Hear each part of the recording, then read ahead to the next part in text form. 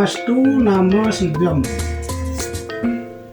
Pemirsa YouTube Gusti Mangku Saribang Channel dimanapun berada. Sekarang saya akan lanjutkan membacakan Baba Dangyang Bang Manik Angkaran jilid ketiga. Saya akan mulai membaca. Tidak diceritakan perjalanan beliau, tibalah beliau di tanah sempit, tempat perbatasan antara Jawa dan Bali. Di sana beliau termenung-menung, tempat beliau akan kelakuan putranya yang tak senonoh. Itu sebabnya timbul kekhawatiran dalam perasaan beliau. Seandainya ide Sang Bang Manik Angkaran kembali ke Jawa, sehingga beliau berkeinginan mengupayakan bagaimana caranya agar putranya tidak bisa lagi kembali. Sebab janji beliau sudah demikian pasti. Itu sebabnya kawasan itu akan dirubah, akan menjadi laut. Di sana kemudian beliau menggelar yoga semadinya, menyatukan batinnya, memuja Betara di gunung, agar berkenan dan tidak beliau menjadi kuala. Sesudah bersatu pikiran beliau dan juga sudah mendapatkan izin anugerah, lalu tanah sempit itu digores dengan tongkat beliau. Bergetarlah dengan dahsyat kawasan Bali dan Jawa. Lindu, gempa terjadi, kilat dan halilintar bertubi-tubi. Terpisah dan putuslah kawasan Bali dengan Jawa. Laut yang memisahkan keduanya itu, lalu laut itu dinamakan dengan Segara Rupek. Tidak teringat sukacita ide Dangyang Sidimantra karena yakin putranya tidak akan bisa kembali lagi ke Jawa. Kemudian beliau kembali pulang ke Griya Dehe di Jawa Timur. Ide Bang Manik Angkaran berjumpa Dukuh Sakti Blatung. Kembali diceritakan keberadaan ide Bang Manik Angkaran di Besakeh. Beliau membuat peseraman di sebelah utara gua, sekitar 300 depe jaraknya dari gua itu. Pekerjaan beliau sehari-hari melaksanakan tapa berata yoga semadi, serta menjaga kebersihan dan kesucian kawasan Pura Besakeh. Tak sekalipun beliau lalai, perilaku beliau berbeda benar jika dibandingkan dengan sebelum beliau wafat dibakar oleh ide Betara Nagaraja. Beliau melaksanakan kedarman, mengikuti ajaran dan perilaku seorang pendeta yang suci. Setiap hari beliau menggelar Surya Sawana, memuja Sang Hyang Paramasiwa. Suatu ketika tatkala hari Sukla Paksa penanggal menjelang purnama, beliau bermaksud untuk membersihkan diri dengan mandi di Toya Sah Besakeh.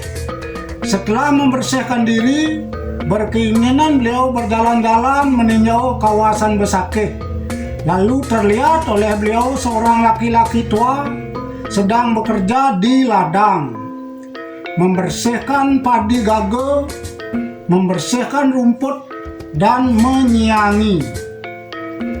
Orang tua itu bernama Ki Dukuh Belatung yang demikian saktinya. Namun tindak tanduknya bagaikan anak kecil, senang dipuji serta senang pamer. Baru dilihat seorang datang ke tempat beliau dan menyaksikan beliau bekerja, keluarlah keisangannya untuk pamer. Sengaja berhenti bekerja, kemudian menaruh alat siangnya dan melompat duduk di atas alat siangnya itu. seraya mengambil sirih dan melumatkan sirih itu di atas alat siang tadi. Pikir Ki Dukuh ingin supaya yang baru datang menjadi kagum, namun sang Bang Manik Angkeran malahan menjadi sangat jengkel melihat aksi pamer Ki Dukuh, karena jelas maksudnya untuk mencoba diri beliau. Lalu dihampirinya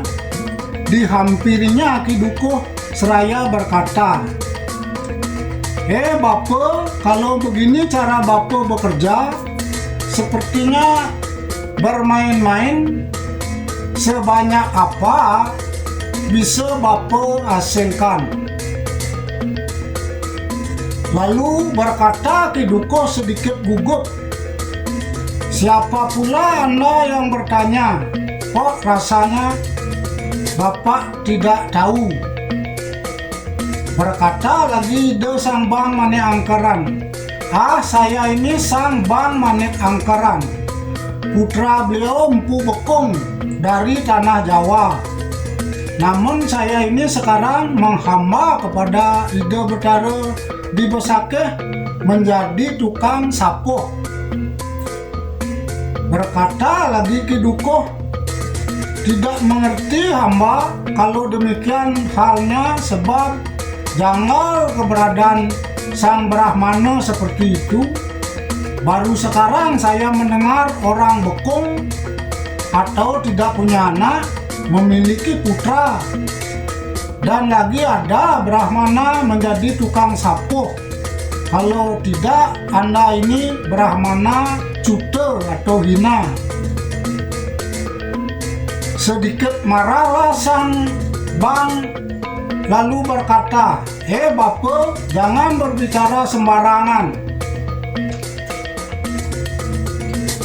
Ayah saya memang Bekung, namun karena kesaktian beliau berhasil mengadakan putra. Saya ini memang benar putra seorang empu, bukan Brahmana hina.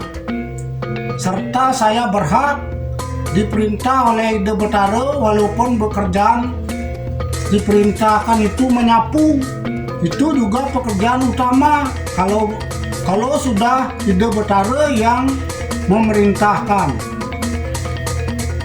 Sekarang balik saya bertanya, kakek ini siapa serta dari golongan apa?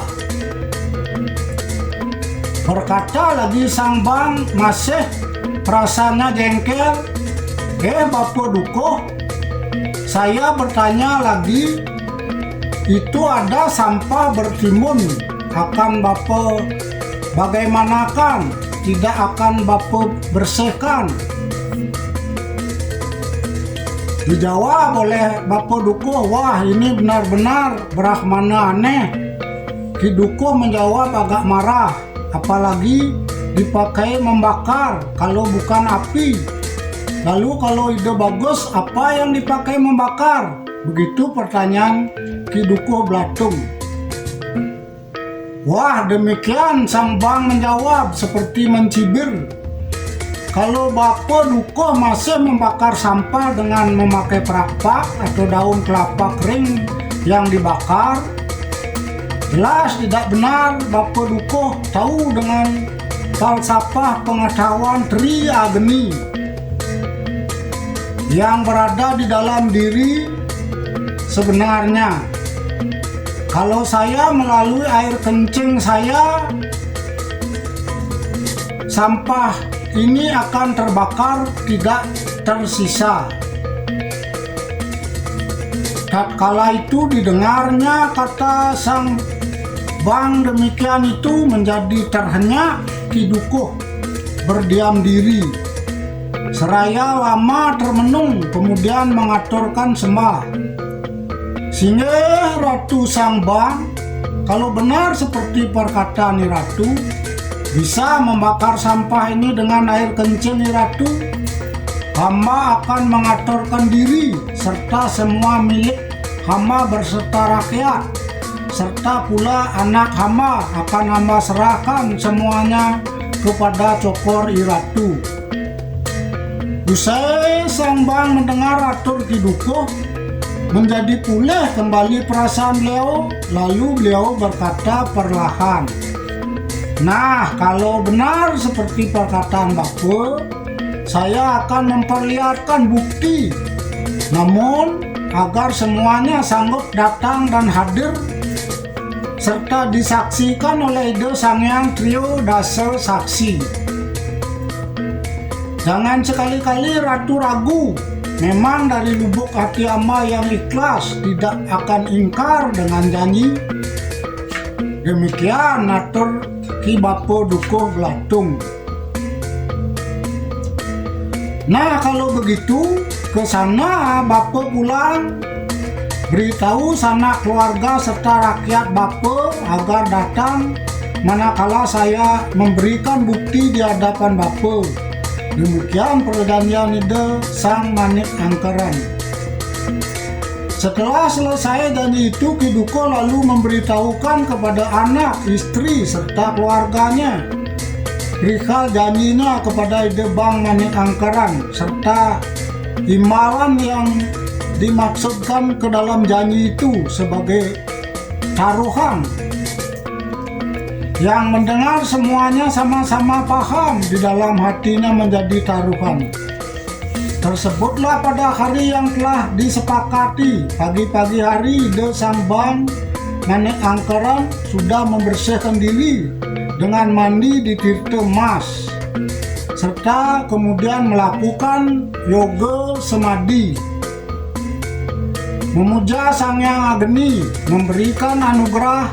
Setelah melakukan yoga semadi, lalu beliau berjalan menuju tempat tinggal Ki Dukuh. Setelah dekat dengan tempat Ki Dukuh, nampaknya semuanya lengkap hadir.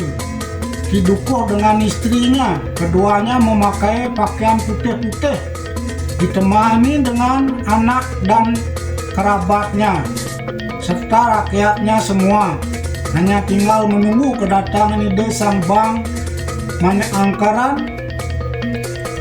Setelah tepat benar matahari di atas kepala, lalu beliau menuju tempat sampah yang bertimbun. Di sana beliau mengheningkan cipta, mamusti, menyatukan pikiran bayu sabda idap, menegakkan keteguhan batin, laksana gunung Mahameru. Tidak berapa lama matang sudah yoga semadi beliau, seraya mengeluarkan air kencing di sampah itu. Dan sekejap air kencing itu menjadi api yang menyala-nyala, berkobar, terbakarlah semua sampah kebun di tempat itu, sampai hampir terbakar seluruh hutan di sana. Melihat keadaan itu oleh Ki Dukuh serta semua iringannya sangat kagum mereka pada kesaktian Ide Sang Bang. Ki Dukuh merasa kalah, namun sekaligus merasa untung karena merasa mendapatkan jalan baik untuk pulang ke swarga loka. Tatkala api itu berkobar, saat itu pula Ide Sang Bang Manik Angkeran membelokkan ujung api itu ke arah timur laut alias Kaje Kangin. Lalu beliau berkata kepada Ki Dukuh, "Bapo Dukuh, saya memberi bekal Bapo dengan ganten. Turuti asap itu ke arah timur laut." Sapunika perkataan Ide Bang Manik Angkeran. Saat itu Ki Dukuh menemukan jalan baik seraya melihat ada Meru tingkat 11. Ki Dukuh menuju api itu serta mengheningkan cipta dengan sikap Hangrana Sike, mengheningkan cipta dengan melihat hidung. Lalu beliau melompat ke tengah-tengah api yang sedang memuncak kobarannya itu. Ki Dukuh naik moksa seiring dengan asap yang mengepul tinggi, serta kemudian tidak nampak lagi. Keadaan itu diikuti oleh istri Ki Dukuh yang memakai berkerudung dan berkain putih, kemudian memusti. Selanjutnya melompat juga ke api sebagai tanda setia bakti kepada suami, serta berkeinginan juga menemui jalan terbaik menuju surga. Beliau berdua pulang ke nirwana melalui jalan ke swarga loka yang utama, serta juga berdasarkan sesupatan penyucian oleh Ide Bang Manik Angkaran yang telah menjadi pendeta yang bijak dan utama. Sejak saat itu Ki Dukuh Sakti dikenal dengan gelaran Dukuh Lepas atau Dukuh Sorga. Lama kelamaan tempat Ide Sang Bang Manik Angkaran bersengketa dengan Ki Dukuh Sakti itu dinamai Gumawang. Sekarang diceritakan yang masih hidup sesudah Ki Dukuh Sakti meninggal, semua milik Ki Dukuh serta rakyat sekawasan desa Bukcabe Besakeh diserahkan kepada Ide Sang Bang Manik Angkaran, termasuk putri beliau yang merupakan seorang dara yang bijak dan cantik tiada duanya, bernama Niluh Warsiki. Kedua beliau itu sama-sama saling mencintai, disebabkan yang satunya merupakan seorang jedaka yang tampan bersanding dengan seorang dara yang jelita. Kemudian diselenggarakan upacara perkawinan. Setelah upacara selesai, lalu keduanya kembali ke peseraman di Besakeh. Sesampai di Tegahin Munduk tempat ketinggian, Niluh Warsiki menoleh ke tempat bekas sampah dibakar. Terhenyaklah beliau, lalu menangis, teringat akan ayah ibunya yang sudah berpulang ke swarga loka. Beliau tidak mau melanjutkan perjalanan sebelum pulih perasaan beliau. Rakyat beliau kemudian membuatkan tempat peristirahatan di sana. Lama kelamaan tempat itu dikenal dengan nama Munduk Jengis. Diceritakan kemudian rakyat semuanya sangat gembira pada perasaan mereka, disebabkan sekarang mereka memiliki pujaan yang tampan serta sakti, pintar, bijaksana, serta dibio caksu, memiliki kesaktian, bisa melihat kejadian tanpa melihat langsung. Setelah lama beliau berdua bersuami istri, saling mencinta, saling mengasihi, maka lahirlah seorang putra laki-laki, rupanya tampan serta memiliki prabawa yang agung, dinamai Ide Wang Bang Banyak Wide. Ya, demikianlah cerita babad Ide Bang Manik Angkaran yang jilid ketiga. Nanti untuk jilid selanjutnya akan disambung kemudian. Saya Sinep Antok Prama Santi. Om Santi Santi Santi Om.